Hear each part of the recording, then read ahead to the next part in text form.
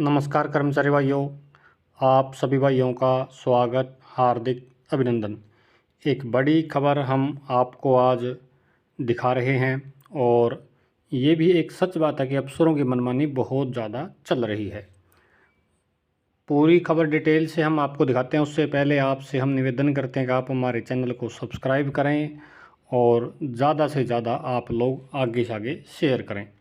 तो आइए हम चलते हैं, वो खबर आपको भी हम दिखाते हैं। मुख्यमंत्री नायब सिंह सैनी ने सर्विस सिक्योरिटी तो दी मगर अफसरों ने नहीं दी। बिल्कुल ये सच बात है, अफसरों की मनमानी बिल्कुल चल रही है।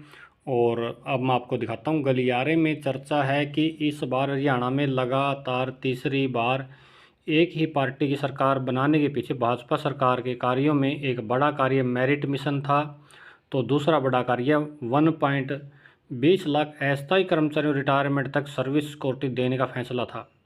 इसकी खूब चर्चा भी हुई। इसका कानून अध्यादेश के जरिए लागू किया था। हालांकि सरकार बनने के बाद हरियाणा विधानसभा में विधेयक लेकर इसे स्थायी कानून बना दिया गया है, मगर गलियारे में कहा जा रहा है कि मुख्यमंत्री नायब सिंह सैनी ने तो 50,000 रुपये तक का मासिक वेतन पाने वाले अस्थायी कर्मचारियों में से 15 अगस्त 2024 तक 5 साल या इससे ज़्यादा की सर्विस वालों को सर्विस सिक्योरिटी दे दी, कानून भी बना दिया, मगर वास्तव में अधिकारियों ने यह सर्विस सिक्योरिटी नहीं दी है। गलियारे में कहा जा रहा है इसका मुख्य कारण कानून में संशय का लाभ विभागों के नकारात्मक वाले बाबू और उनके सीनियर अधिकारी नाजायज फ़ायदा उठा रहे हैं और सर्विस सिक्योरिटी के आदेश पारित नहीं कर रहे हैं। गलियारे में कहा जा रहा है कि मुख्यमंत्री नायब सिंह सैनी और उसके मुख्य प्रधान सचिव राजेश खुल्लर विभागों, बोर्डों, निगमों, जिला उपायुक्तों से यह डाटा मंगवाकर देख लें कि 1.20 लाख में से कितने अस्थायी कर्मचारियों को सर्विस सिक्योरिटी मिली है। हालांकि बाद में हायर एजुकेशन में एक्सटेंशन लेक्चरर,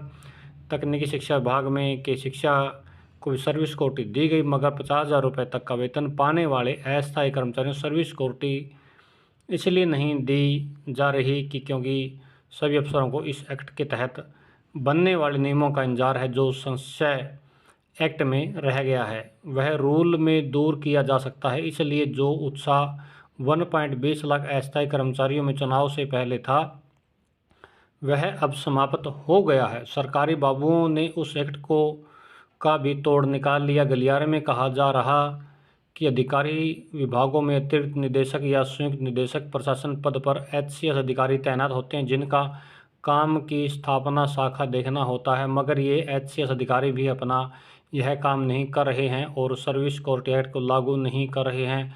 गलियारे में कहा जा रहा है कि या तो इन HCS अफसरों को इस कानून का पूरा ज्ञान नहीं है या ये HCS अफसर जानबूझकर इसे लागू नहीं करना चाहते हैं, या ये HCS अफसर अपने मातहत बाबुओं की नोटिंग से बाहर नहीं निकल पाते।